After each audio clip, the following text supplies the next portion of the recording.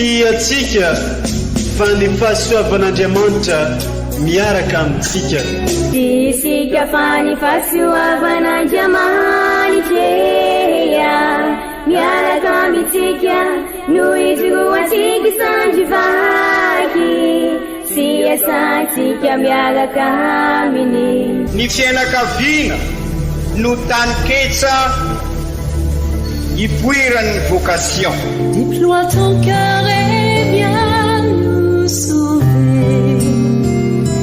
Délivre-nous de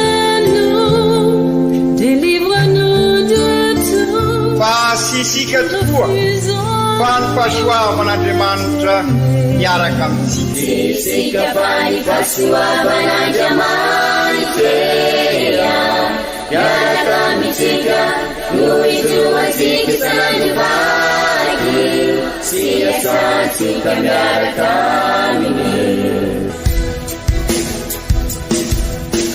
Fa olo raika tokoatranisika ao aminy, fianakaviana iray ao aminy, tsy misy hevitrevitra. Ny olo no mampizara indraindray fa Andriamanitra i Jesoa lay mpiandrony tsara ran'olotra ny aina, olo raika.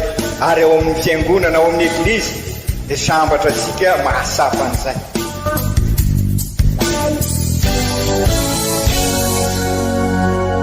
Olo araiky atsika atambatry ny fanahy masina kamiray, olo araiky ao amin'ny Kristy. Fandaram-pampianarana iarahanao amin'ny son excellence Monseigneur Benjamin Marc Caramarson eto amin'ny radio Fagniry.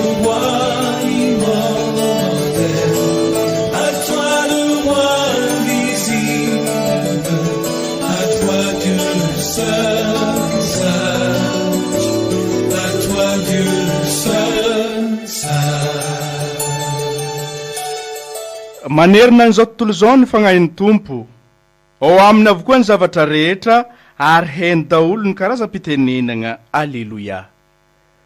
Dia magnano mbala tsara kory alantsika jiary zay pakafy mpagnaraka tsy tapaka an'ity onjam-peon'ny radio Fagniry arabaigny apatsika jiaby tratran'izao andro lehibe ankalazagna ny dignan'ny fagnahy masigny tamin'ny apôstôly 50 andro taoreny fitsanganako velo ny paka zay nankalazaintsika igny zay ivony ny finoagnantsika. Omeny eglizy loha hevitra atsika amin'ity fankalazagna lehibe taontsika ty dia ny hoe mpankahiri isy mpagnazava ary mpampiavagna ny fagnahy masigny. Mila zegny fihavanagna, mila iry, mila firaisankina, mila fahazavagna atsika amin'izao fotoagna zao. Miomagna amin'ny fety maro samihafa eo ny fandraisagna ny Papa François dia agnatin'izegny no talahoantsika ny fagnahy masin'Andriamanitra agnampy atsika ny ilatsika mba ahafahantsika magnomagna tsara ny fandraisagna rehetra any io dimbin'ny masindapiera zay miahy ny eglizy magneran-tany io. Oregnitsika amin'ireo tenin'Andriamanitra rosiny eglizy amintsika amin'ny tiandraniany ity ny famoaboasagna fa miala belaragna io loha hevitra io arahiny fampianaragna sy toriteny Monseigneur Marc Benjamin Caramarson ary sevaiky antsika ndao aratsika iombom-po iaraka ivavaka.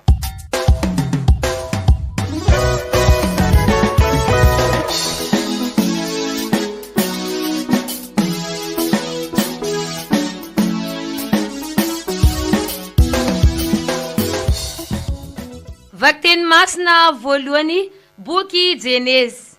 Tamin'izany andro izany i Melkisedeka mpanjakany Salema dia nitondra mofo sy divay. Mpisoron'Andriamanitra avindrindra izy. Dia nitsodrano any Abrahama izy nanao hoe hanisoa any Abrahama ny Andriamanitra avo indrindra zay nahary ny lanitra sy ny tany. Ary isaorana ny Andriamanitra avo indrindra zay nanolotra ny fahavalonao ho eo an-tananao. Ary Abrahama kosa dia nanome azy ny ampahafolo ny zavatra rehetra. Izany ary ny tenin'ny Tompo, isaorana ny Andriamanitra.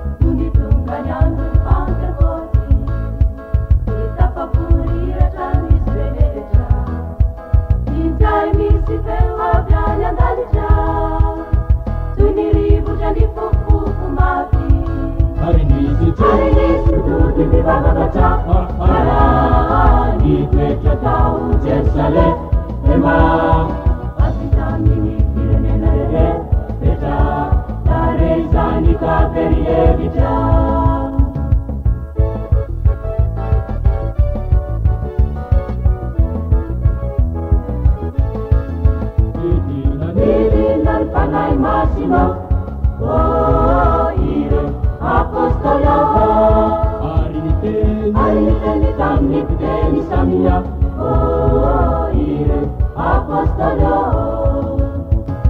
kataminande azireu iteni nipiteni avisreta taranzulatukuka iladawe japani galele afaizireu Hanaona ipisi ipija samande nipenda zanzi ipija usati nipakilaza we inunanu ebitizamani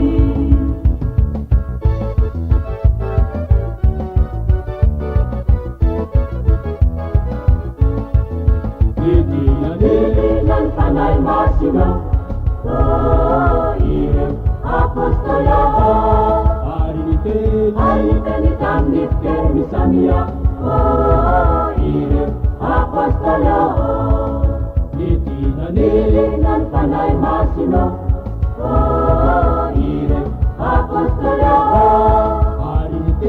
ariniteni tamnipiteni samia ire apostolo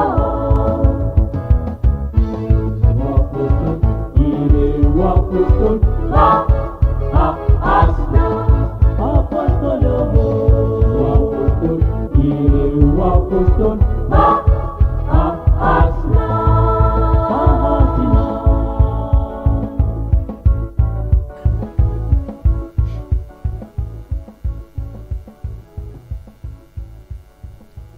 Vakten masna faharoa taratasy voalohany masindapoly apôstôly ho an'ny kristianina tany Korinty. Ry kristianina havana, izao no noraisiko tamin'ny tompo sy nafindrako taminareo kosa tamin'ny alina namadena azy iny Jesoa dia nandray mofo ka noho ny efa nisaotra izy dia namaky azy sy nanao hoe raiso ary hano fa avatako ity ho anareo manaova izao ho fahatsiarovanay. Toy izany koa noho ny efa nihinana no raisiny ny kalisy dia hoy izy ity kalisy ity no fanekena vaovao amin'ny rako manaova izao ho fahatsiarovanay isaky ny misotro ianareo. Fa isaky ny mihinana ity mofo ity sy misotro amin'ity kalisy ity ianareo dia manambara ny fahafatesan'ny tompo mandra-piaviny. Izany ary ny tenin'ny tompo isorana ny Andriamanitra.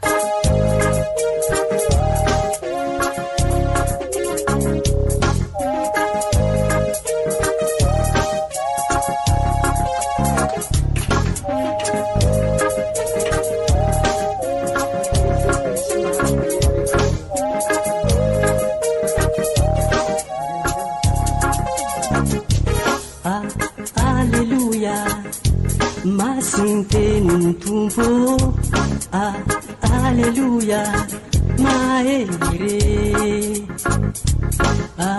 Alleluia masintenin tumpo Masnye maere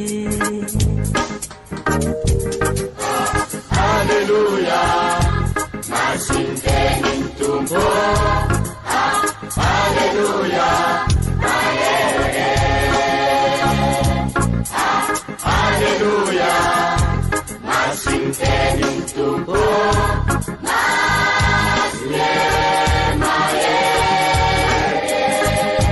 Evanjely masina soratany masinda Joany ao amin'ny toko 7:10. Tamin'izany andro zany i Jesoa nilaza tamin'ny mpianany hoe raha tia ianareo dia hitandrigny ny didiko ary zaho kosa angataka amin'ny ray ka omeny mpanafaka alahelo hafa ianareo mba hitoetra ao aminareo mandrakizay. Raha misy tiay dia hitandrigny ny teniko izy ka ho tiany reko ary anko ao aminy izahay ka onona ao aminy.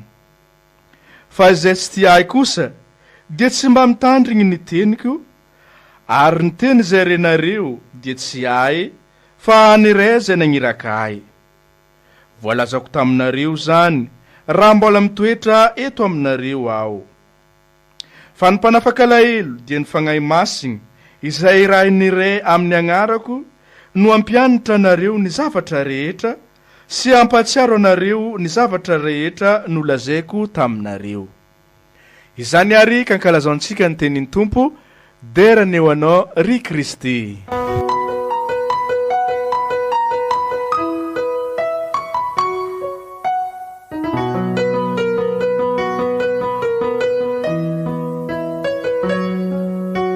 Ry kristianina havana anio ny eglizy era-tany dia miara mankalaza ny Pentekoty, zany hoe 50 andro taorian'ny Paka.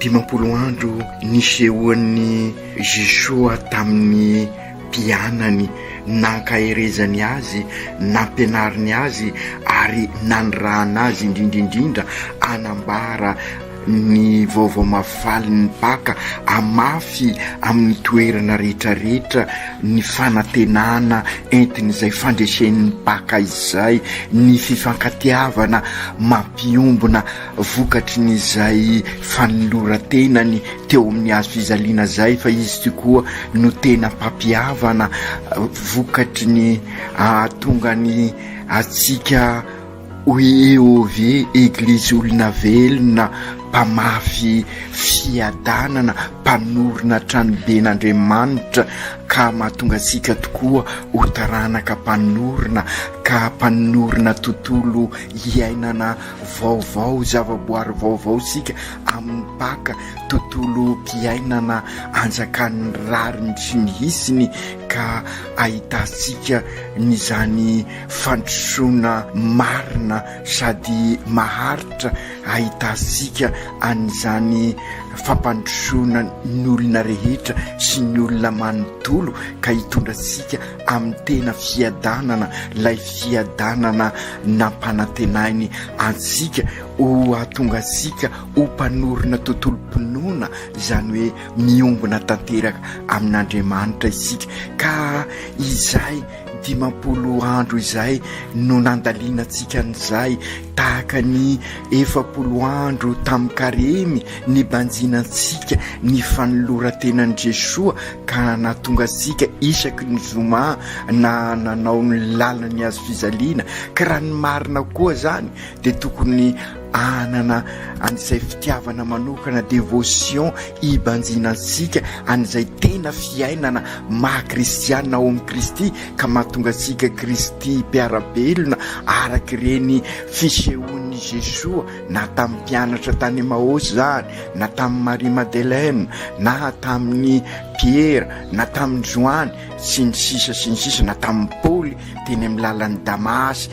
Ka izay indrindra izao Pentekoty izao no azo lazaina fa mampivondrona an'izany rehetra zany, mampitambatra an'izany rehetra izany, ka maniraka an'ireo mpianatra araky ny ao amin'ny asan'ny apôstôly, zay ahitasika tantara mahavariana vokatry n'izay Paka izay indrindraindrindra nivory tao ny firenena rehetra maro isan-karazany, ary dia ganga sy talanjony izy ireo, ka feo nanao hoe indresy avy any Galilea daholo va ireo miteny ireo, ka nahoana ary ity isika no samy mandre azy miteny amin'ny fitenin-drazantsika avy, dia ny Parta, ny Meda, ny Elamita sy ny mponina any Mesopotamia, Jodea, Kapadosha, Ponto, Azia, Frizia, Pamfilia, Egypte, ary ny any Libia akaiky ny Sirena sy ny vahiny avy any Roma, na Zody na Proselita, ary ny any Kreta sy ny Arabo, dia ahoana no samy mandre azy ireo milaza amin'ny fitenitsika avy ny zava-magaga nataon'Andriamanitra isika rehetra. Izay ny zavatra niseho tamin'ny midinan'ny fanahy masina, ary dia izay ny vokatry ny Pentekoty, vokatry ny Paka izay, zany hoe sy misy tsony ny hevitrevitra, sy misy tsony ny fizarazarana fa ola raiky sika. Ny fizarazarana dia vokatry ny fahotana, ny fahotana no manapotika ny fiainasika ka nandravan'izay mahendrik'Andriamanitra sika zay, ka sy ahitasika an'izay endrik'Andriamanitra zay ny fahotana eo amin'ny namasika, ka mahatonga sika noho ny fialonana vokatry ny fahotana, noho ny avinavina vokatry ny fahotana, noho ny fitiavatena vokatry ny fahotana, dia mifanilikilika mifanapotika isika. Fa raha mandray ny fanan'Andriamanitra zay ny Pentekoty tao Jerosalema, Jerosalema tanàna ny fiadanana, tanànan'Andriamanitra, tanàna masina, misy an'Andriamanitra. Raha misy an'Andriamanitra tokoa ary ny fiainantsika, ary zay le tontolo-pinoana nilazaisika teo, ary zay no ahorisika raha Kristy mpiarabelona amin'ny olona tokoa isika. Raha eo ve isika dia entanin'izay fanahy izay, ka mandrava ny rindrina rehetrarehetra, mandrava n'izay fisarahana rehetrarehetra, mandrava ny hevitrevitra rehetrarehetra, satria famindrapo sy fifamelan-keloka no ampanjakasika, ary zay no mitondra antsika amin'ny fandriam-pahalemana, amin'ny fiadanana, ilay fihavanana kasaisika, ary zay no tanteraka tao Jerosalema tamin'ny andron'ny Pentekoty. Raha manontany ary sika hoe inona ny vokatry ny fanahy masina, ny vokatra ny fanahy masina voalohany dia manamasina izy, zany hoe mampiombona antsika, satria ny fahamasinana dia fiombonana amin'Andriamanitra, ary Andriamanitra Trinité masina dia fiombonana ary mampiombona antsika. Izay ny vokatry ny fanahy masina. Ka raha misy fisarasarahana, fanavakavana eo anivon'ny fiainantsika dia fataro fa ny demony ny manao an'izay. Zay no ambarany vakiteny voalohany amintsika, sy hoe nahay ny tenin'ireo firenena voalaza teo ny apôstôly, fa no ny asany fanahy masina dia ao am-pon'izy ireo, voadona ny pon'izy ireo, voasokatra ny fon'izy ireo, nisokatra ny sain'izy ireo, nisokatra ny masom-pinoan'izy ireo, ka afaka nandray ny vaovao mafaly araka ny voalazany teo, ny zava-magaga nataon'Andriamanitra. Ary sy ny zava-magaga io fa fianakaviana ray ao amintsika, eglizy ao amintsika, olona raika ao aminy, EOV ao amintsika, manorina ETA, eglizy tranobe n'Andriamanitra, ary dia zary taranaka mpanorina. Zay le zavaboary vaovao vokatry ny baka, vokatry ny famosen'i Kristy. Ka raha toizasika ary ny vokatry nyzay, na dia eo aza ny zavatra maro eo amin'ny fiainantsika, dia fataro fa ilay fanahy dia araky ny endritsika ao amin'ny evanjely dia fanahy pankahery, fanahy manavao, fanahy mitondra antsika amin'ny tena fiadanana, ary fanahy maneraka asika koa ary ho mpamafy amin'izay fiadanana zay eo amin'ny fiainantsika. Zay no azo mivokatry ny fanahy masina eo amin'ny fiainantsika, amin'ny fiainantsika andavanandro. Zany hoe ny fanahy masina dia manosika sika izoro tena ho vavolombelona, anambara fa zanak'Andriamanitra isika, ary zay no ampianarin'ny mason-dapoly amintsika ao amin'ny vakiteny faharoa, manamafy ny anjara toeran'ny fanahy masina sy ny asany eo amin'ny fiainan'ny mpino. Ny fampianaran'ny mason-dapoly amin'ny vakiteny faharoa, mampirisika sika izy mba hanaiky ho tarihan'izay fanahy masina zay, satria zay tarihan'ny fanahy masina dia zanak'Andriamanitra. Ary zay zany no dingana lehibe entin'izao fankalazasika ny Pentekoty izao, ary omaly nomaly sika dia nasiaro any masinday Jacques Berdieu, ary vokatry ny asan'ny fanahy masina dia nasainy zoro ho vavolombelona izy. Ary amin'izao isika dia samy miaraka mankalaza ny andron'ny voatokana, ka izy ireo dia iraina ho vavolombelon'ny fitiavana, na sy mendrika aza na dia eo aza ny fahalemena, dia iraina izy ireo nandray ny ason'Andriamanitra ka araky ny voalazan'ny masin-dapoly zay tarity ny fanahy masina ka engany ireo avasika voatokana fandrindra izy mandinika n'izao fiainana izao, mandinika ny vokatry n'izay filankevitra pastoraly zay ka ahatonga azy ireo tokoa ho mpamafy fanantenana amin'izao andro zay maro ny zavatra mifamaofao ka besaka ny fahakiviana ka izy ireo zay miombona amin'ny Kristy nandresy anampy ny olonary hitraka ho feny fanantenana. Izy ireo ao anatin'izao vanim-potoana matetika misy herisetra izao dia mba anampy ny olona androdana an'izay evitrevitra sy ny fizarazarana zay ka ampiombona amin'izao andro zay ampianarana manokana mikasika n'izay hoe fanatotoloana dia ingany fanatotoloana araky ny voalazan'ny vakiteny voalohany, araky ny fampianarana ao amin'ny asan'ny apôstôly dia sinina zay fa fanatotoloana mampiombona fa sanatria fanampitehana an'izay madinika ary nivavaky i Jesoa ao amin'ny evanjely voandrenesika teo any ahatonga sika ho ivelona koa an'izay zanak'Andriamanitra sika izay araky ny lazain'i Jesoa ny fanahy masina no ampianatra anareo ny zava-drehetra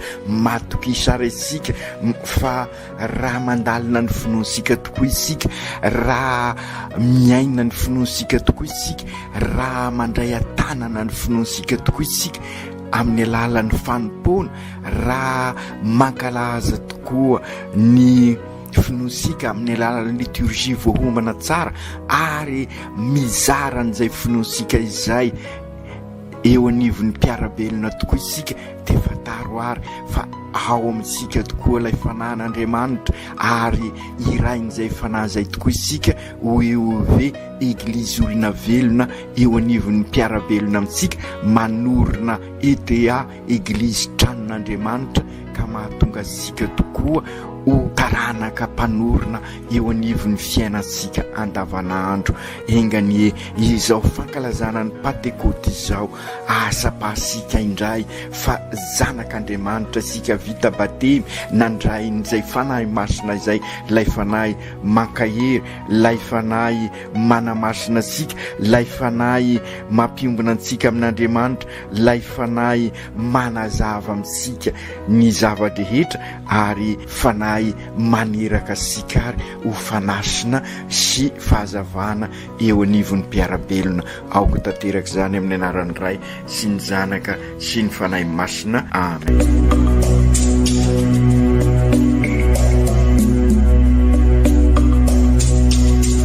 Tsy atsika fa ny fahasoavan'Andriamanitra miaraka amintsika.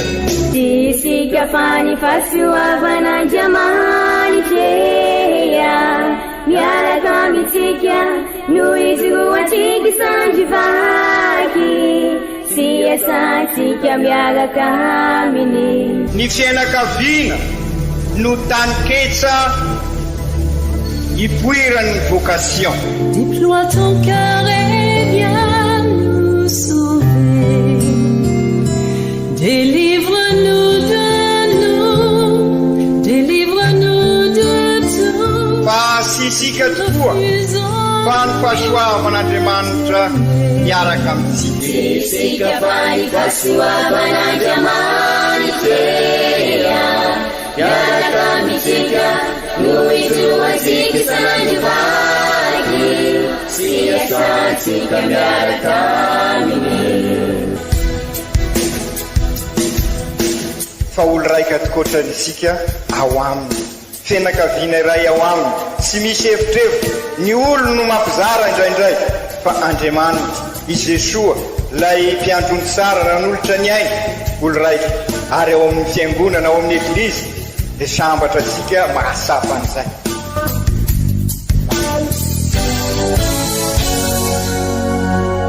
Olo araiky atsika atambatry ny fanahy masina kamiray, olo araiky ao amin'ny Kristy. fandaram-pampianarana iaranao amin'ny son excellence monseigneur Benjamin Marc Caramarson eto amin'ny radio Fania.